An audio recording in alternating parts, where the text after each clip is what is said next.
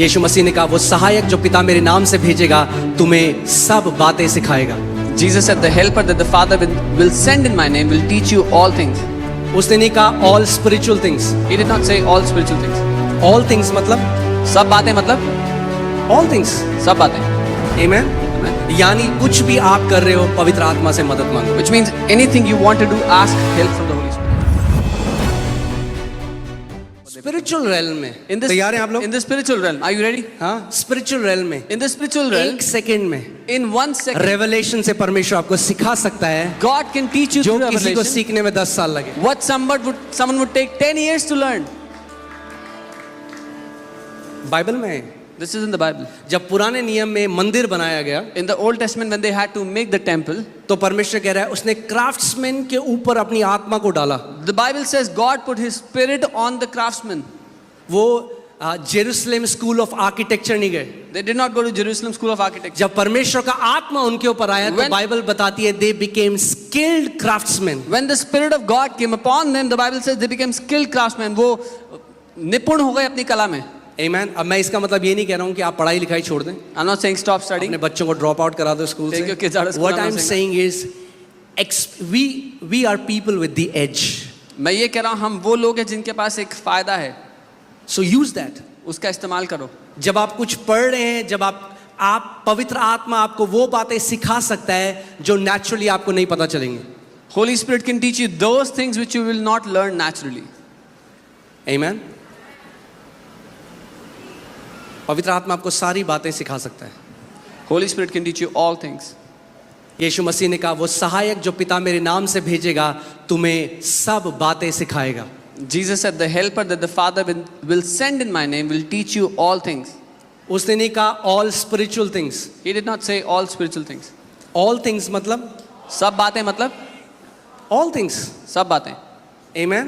Amen. यानी कुछ भी आप कर रहे हो पवित्र आत्मा से मदद मांगो। Which means anything you want to do, ask help from the Holy Spirit. मैं आज भी जब ड्राइव करता हूँ तो बोलता हूँ पवित्र आत्मा आप बेस्ट ड्राइवर हो, मुझे ड्राइव करना सिखाओ आज भी। Even today when I drive, I say, Holy Spirit, you're the best driver, teach me to drive. Amen। और 17 साल हो गए ड्राइव करते हुए, एक्सीडेंट फ्री ड्राइविंग करी है। It's been 17 years I have driven accident free.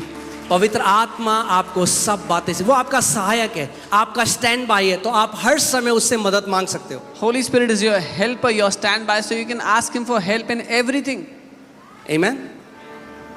इस कलीसिया का लीडर भी पवित्र आत्मा है, The leader of this church is also Holy Spirit. वही हमें यहाँ तक लेके आया है। He is the one who's brought us this far. Amen। जब हम प्रोफेशनल लोगों के पास गए थे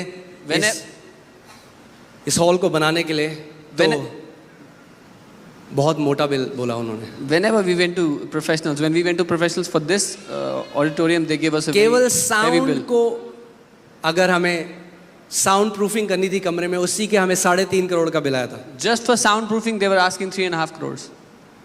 मगर परमेश्वर ने हमें बुद्धि का एक आत्मा दिया, हमारे पास एज है। But God has given us the spirit of wisdom. We have an edge. पवित्र आत्मा ने हमें बताया कैसा करना है, और जो काम 3.5 करोड़ का बोला था वो कुछ लाखों में हो गया। And the work, according to Holy Spirit, what they had said 3.5 crores, we did it for some lakhs.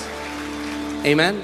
वह सहायक जो पिता मेरे नाम से भेजेगा तुम्हें सब बातें सिखाएगा। The helper whom the Father will send in my name will teach you all things.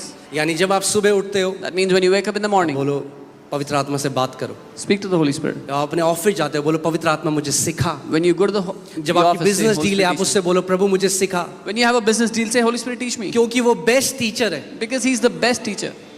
Amen। इसके लिए आपको नम्र होना पड़ेगा। अगर आप पहली सोचते अजी मैं कौन सिखाएगा मुझको, मैं बेस्ट हूँ। For this you have to become humble. If you think, who can teach me? I'm the best. मगर अगर आप जिंदगी भर एक स्टूडेंट बन के रहोगे पवित्र आत्मा के, तो बेस्ट देखोगे अपनी life. But if you'll remain a student of Holy Spirit all your life, you will see the best in your life. चाहे आप लॉयर हो, चाहे you- आप डॉक्टर हो, चाहे आप इंजीनियर हो, चाहे आप बिजनेसमैन हो, चाहे आप स्टूडेंट हो, कुछ भी हो। Whether you're a lawyer, a doctor, a businessman, an engineer, whoever you are. Amen। परमेश्वर के बच्चे बेस्ट होने चाहिए हर एक एरिया में। God's children must be best in every area. हमारे ऊपर प्रतिज्ञा है, वो कहता है तुम पूंछ नहीं sir ठहरोगे। We have this promise of covenant that you will be the head in everything, not the tail. Amen। आप सराउंडेड हो परमेश्वर के फेवर से। You are surrounded by the favor of God.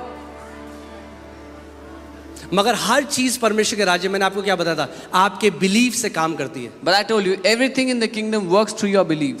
इसीलिए अब मैं आपको मेन मुद्दे में आता हूं। So I come to the main matter. कई लोग प्रार्थना केवल स्रोत है, Prayer is just a source, नहीं, हाँ स्रोत, मीडियम, medium.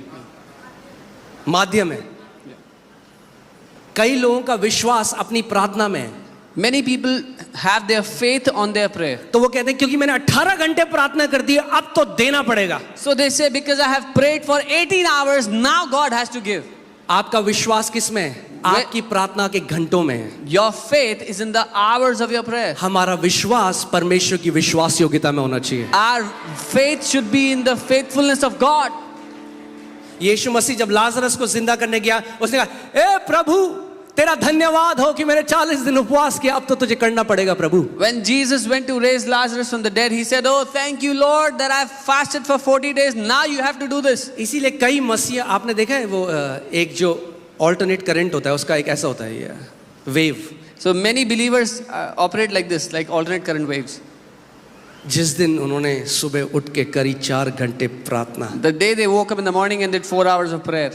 कहते हैं कोई नहीं मेरे सामने जो खड़ा हो सके। I said, nobody can stand in front of me.